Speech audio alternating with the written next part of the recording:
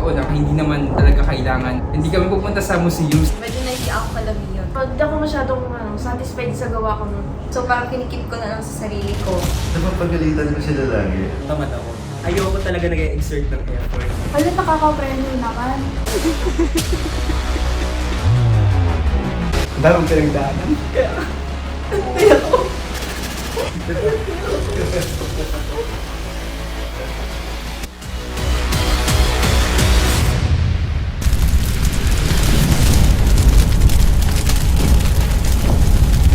When I was trying to conceptualize this project, there are three considerations that came to mind. Number one, ano kaya yung hindi pa napupuntahan na museum ni Sir Ron?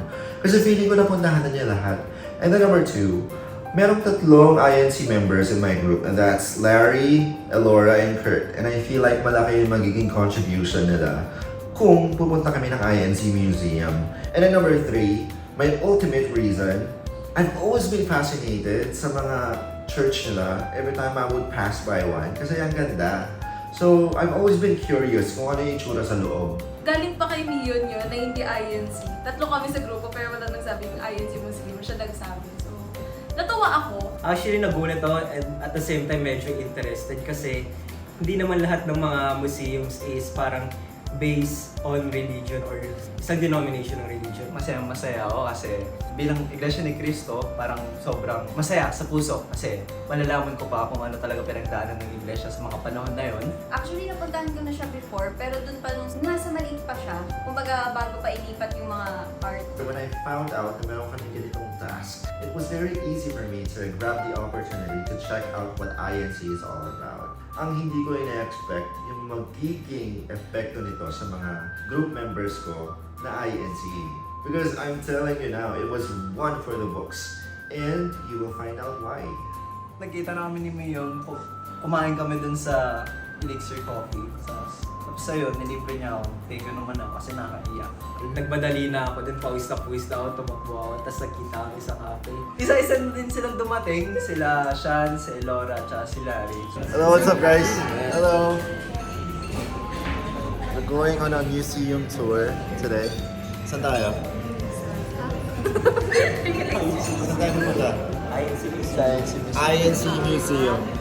Mag-museum hopping kami. If you can call it that. Isa lang pala pupuntahan namin, so hindi siya hopping. Tapos nagulat ako kasi kaming tatlong lalaki, naka-green kami. Halatang nare-represent yung Lasal. Actually kami tatlo naka-green kami. We didn't talk about it. These two didn't get the memo. Sorry guys. Girl things. Medyo awkward nung simula pero ayun, okay naman. Nakapag-usap-usap kami, nakapag-chika, nakalimutan ng mga tea. So una, medyo nahihiya pa ako magsalita kasi hindi ko pa sila masyado ka-close. Nung papunta na kami, I was so excited. Everybody was so excited. But little did we know that we were about to encounter our first fail of the day. So nung pagpasok namin ng museum, sobrang strict pala nila. Guess what? Bawal magdala ng cellphone sa loob. Pag sinabihan agad kami na bawal mag-video, like yung phone namin, kailangan namin i-surrender. Anong school po kayo? Lasal po. Baka po pwedeng makiusap. For academic purposes lang po talaga. Hindi ako pwede kasi kita gumilin. Meron pong ano? Meron pong tagubilin. Mahigpit po ang tagubilin. Okay. I mean, normal yun sa aming mga INC kasi ako lagi talaga ako. Lalo dun sa templo namin, bawal talaga kahit anong device, kahit airpods pa yan, kahit ano. Galit sila sa cellphone. Okay po. Thank you po, sis. Fail tayo agad.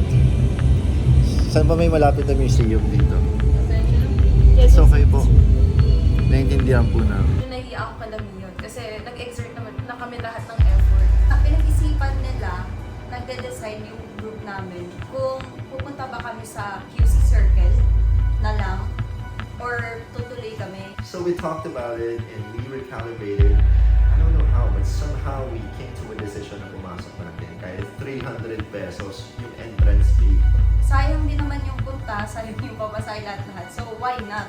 And then sabi ko, guys, let's just do what we came here for. And that's to appreciate art, may footage o wala. And that's what we did. The Iglesia ni Cristo Museum is located in Quezon City and it's owned and operated by the INC. The building was inaugurated in 2019 and it features the history of the Christian denomination and memorabilia of its founder. This artwork was created in the year 1984. The artist is Vic Valdez. This artwork is an example of a low relief. It is a sculpture made from wood displayed at the lobby of the INC Museum. This artwork shows the history of the Christian denomination INC. It starts with on how Felix Manalo, the denomination's founder, started the Iglesia up until 1984, wherein the leader of the said denomination is Eranio Manalo, the son of the founder, Felix Manalo. This low-relief artwork is the artistic representation of the history of the Iglesia. Actually, may trip ako din na artwork eh. Yung nandun sa ilalim, yung sa may glass. Tapos mapa ng Pilipinas yun, na pinapakita yung mga location and mga kapilya ng INC. As an INC, nasasabi ko na naka-experience ako ng catharsis. Super lapit sa puso ko yung ba nakikita ko.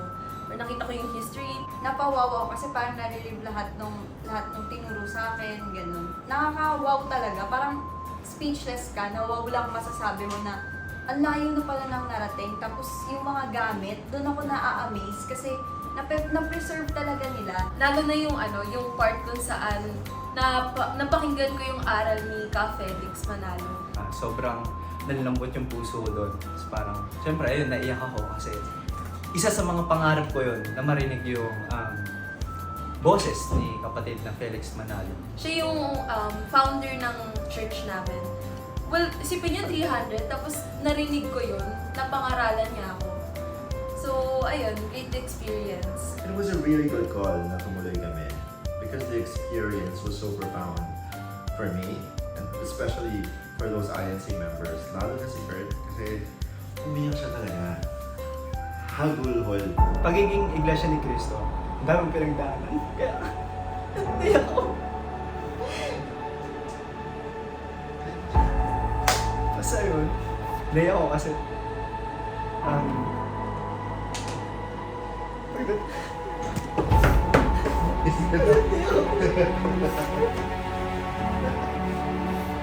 Yan.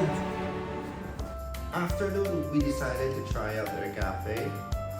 Pero dito nangyari yung second fail of the day namin eh. Hello guys, take over. So pupunta kami ngayon sa cafe. Kasi kakatapos lang namin mag-tour. Wanna take the elevator? Okay. Elevator na tayo guys. Ayun na lang yung stairs. Sa cafe lang po. Sa cafe. Well, kaya pakita niyo po sa cellphone. Okay, bawal ba? Kasi sabi niya pwede. Sige. Okay.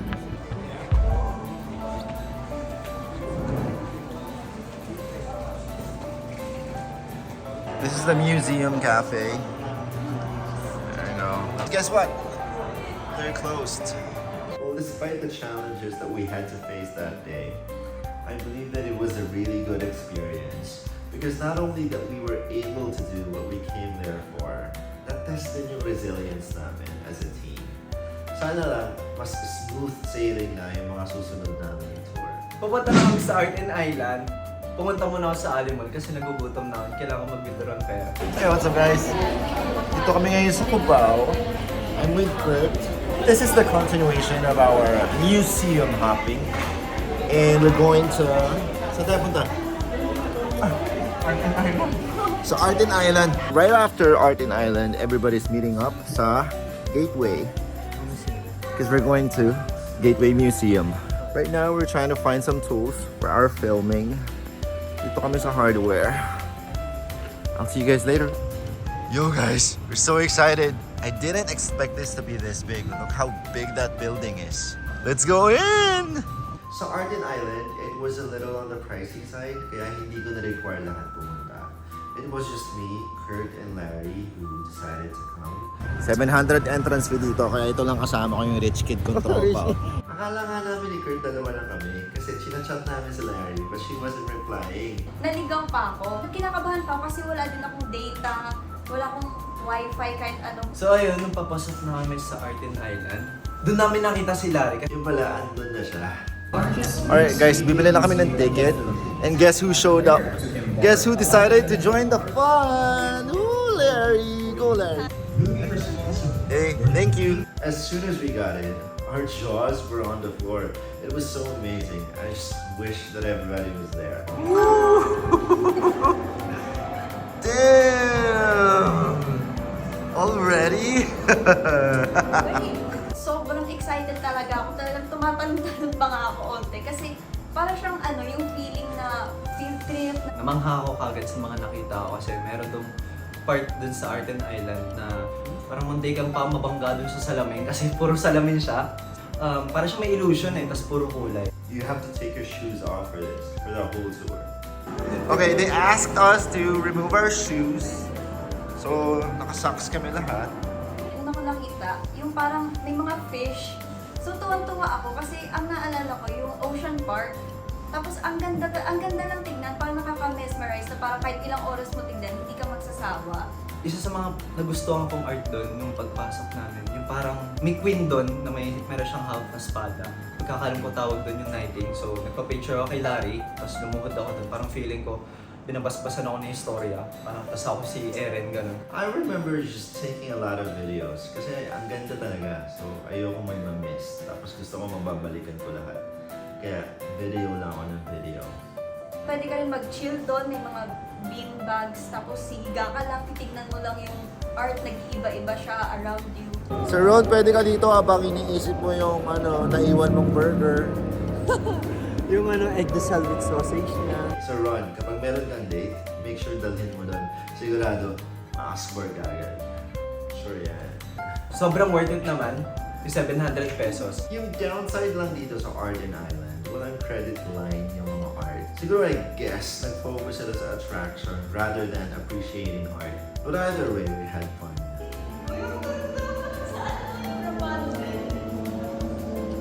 Merong mga paintings na ang cute ng humor, kumbaga. Merong mga makita yung puwet nila, gano'n, na paintings. Tapos ang cute lang kasi pwede ka mag-post doon, kunwari hawak mo yung ganito, ganyan.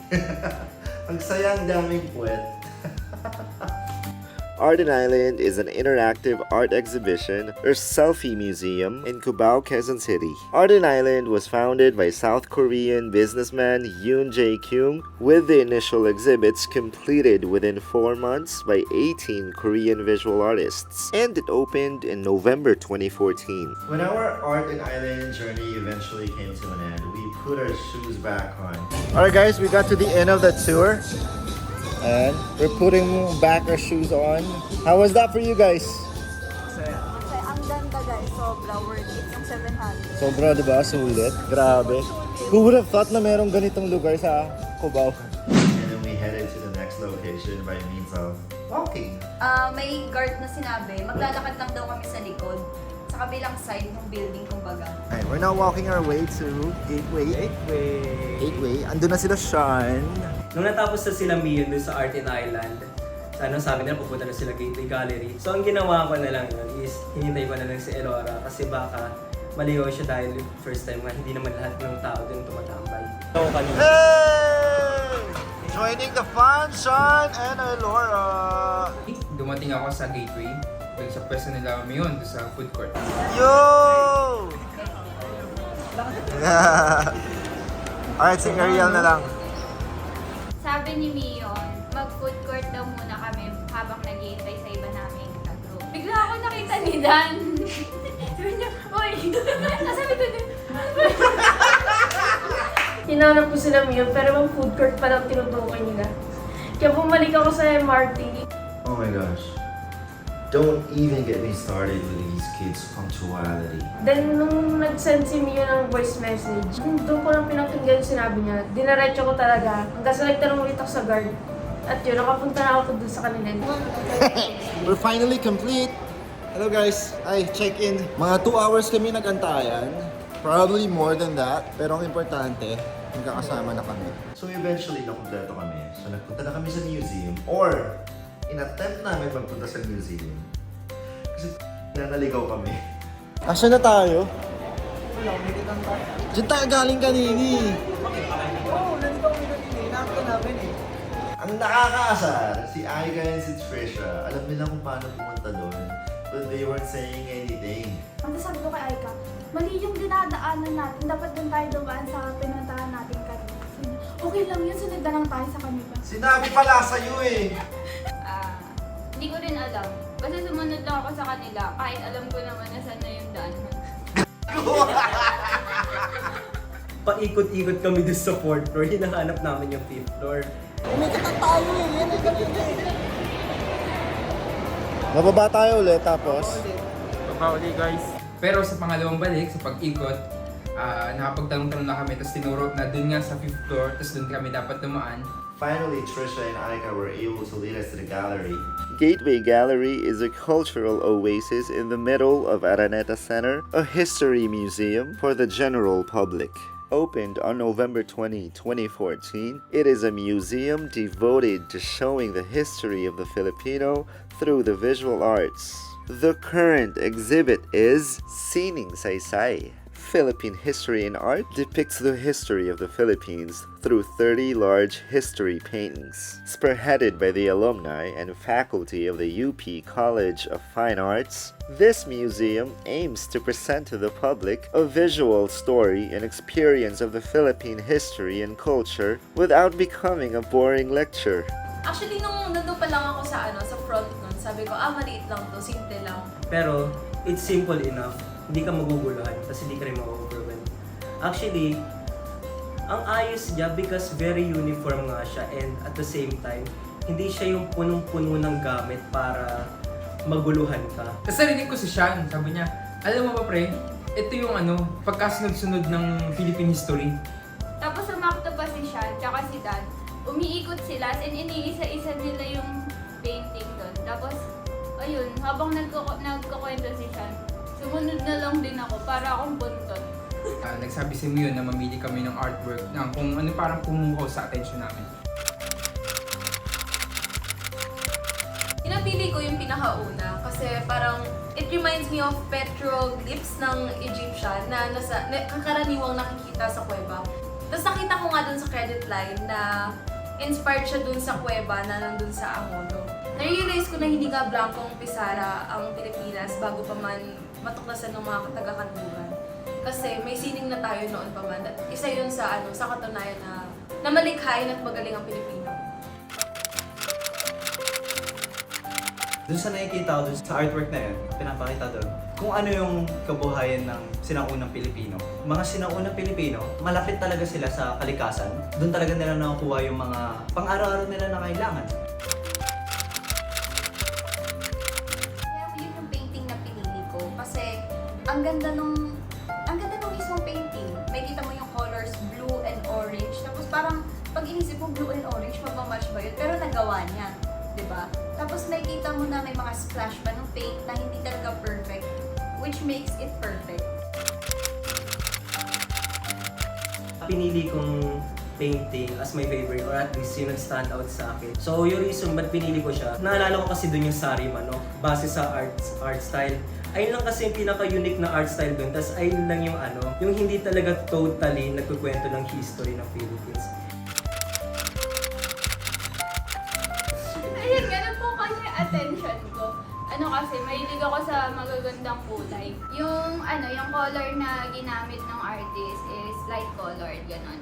Nagsisimbolize siya ng peace. Nakita ko yung painting doon na may kinalaman sa Mactan, sa Cebu. Makikita doon yung pakikipaglaban. Tapos meron doon sa isang part ng painting yung makikita mo yung parang may binabautismohan sa gilid. I have a feeling na itong artwork na to, yung pinaka-underrated na artwork dun sa gallery. Kasi, nung in-observe ko lahat ng artworks doon, ito lang yung medyo muted in colors. Oh, by the way, that's usually the type of artwork that I gravitate to. Yung mga hindi masyado saturated in colors, hindi masyado harsh yung lines. I don't know, ayoko lang yung mga masyadong in your face. For this specific artwork, I totally understand kung bakit siya medyo blurred, kung bakit siya defocused. I think I know what the artist was trying to convey. It was the first day of American colonization. So people back then were very unsure of the future. And I think the haziness of the painting was trying to symbolize hopelessness or defeat. About siya sa mga mga santo na mga fiesta ganyan. Ngayon kasi parang hindi na siya napag-aalagahan kasi parang unti-unti nang nawawala yung mga fiesta. So, napili ko yung artwork is yung The Wonders of Van Gogh by Roy Tabiolo. Kaya ko yung napili kasi yun yan, inspired by Van Gogh, one of my favorite artists. Despite na may mental illness siya or depressed, magawa pa rin siya ng 900 paintings, then 1,000 drawings. So I think this final exam or itong final na pinagawa sa amin ni Sir is very important. Actually, agree ako sa mindset ni Sir na kailangan niya talagang gawin tong final exam para ma-force talaga kaming magbisita ng museum. Nakatulong siya sa confidence ko kasi nga mahina din ako sa public speaking. Pero dahil dito, natutulungan niya ako na magsalita ng maayos at masabi ko yung mga naiisip ko. Thankful ako sa kanya kasi naging top natin siya. Thankful ako sa project namin kasi nakita ko yung essence ng art. Tapos nagkakaroon ng friendships. Pumunta kami ngayon sa museums para mag-observe, para pag-aralan, para kumuha ng mga idea, para matuto. Yun yung mga bagay na pinagpapasalamat namin. Sobrang na-enjoy ko parehas, both midterms and finals. Alam mo, tama si Sir Ron eh. Paano tayo matututo mag-appreciate ng art? Kung hindi natin gagawin, di ba? I mean, this was a very authentic examination. Hindi mo to pwede imehin eh. You know, hindi ka magkakabisado lang. Lahat ng senses mo dito gagana. Hindi ko nga na-exhaust yung creativity ko dito. Sain na sain! Walang natira! Wala talaga! Nagamit ko lahat! Binigay niya talaga yung mga bagay na hindi ko gagawin sa buhay ko. Yung napilitan na nga ako sir, dahil dyan, meron ako regalo sa iyo.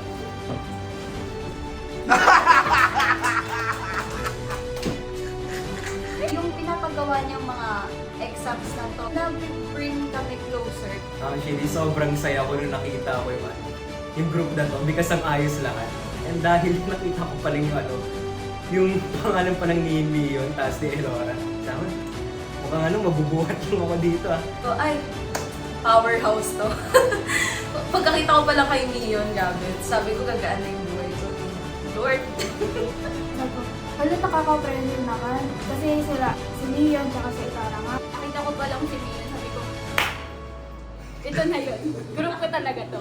Kasi ang Avengers. Si Mion, binubos niya din yung confidence ko. Thankful ako naging groupmates ko sila kasi lahat sila yung nakikipag-cooperate. Ganun.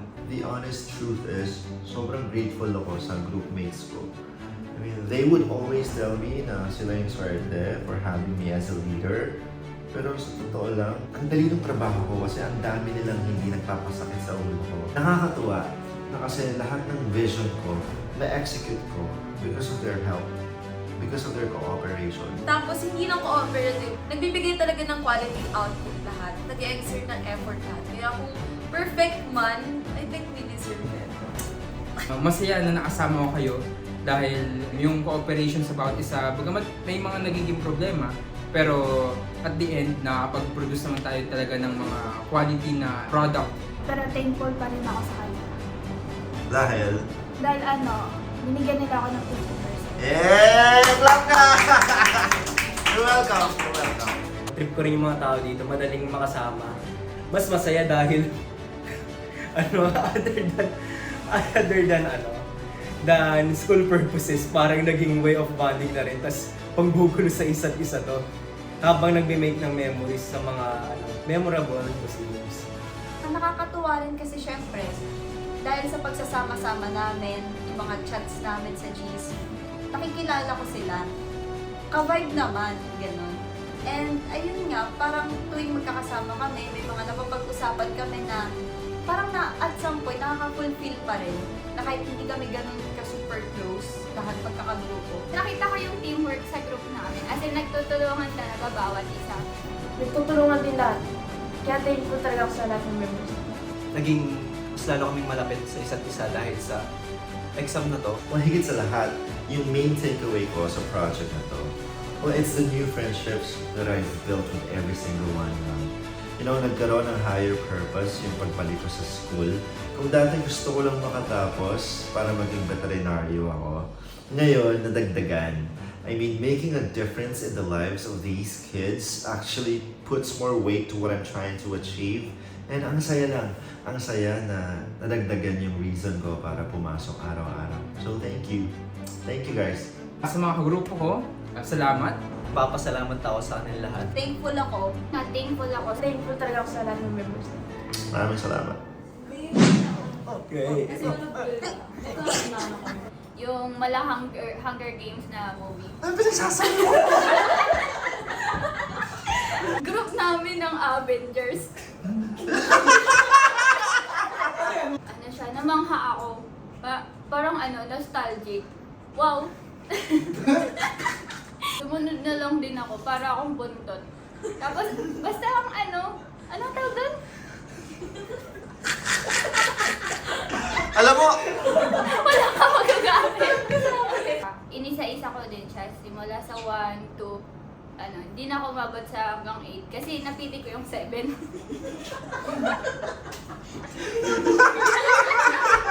Napukaw niya yung attention ko. Wow! Pukaw! Maria Clara who?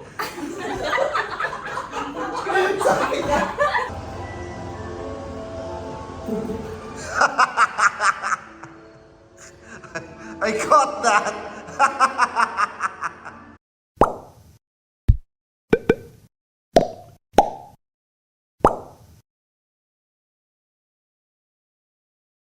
Guys, I think that's a wrap!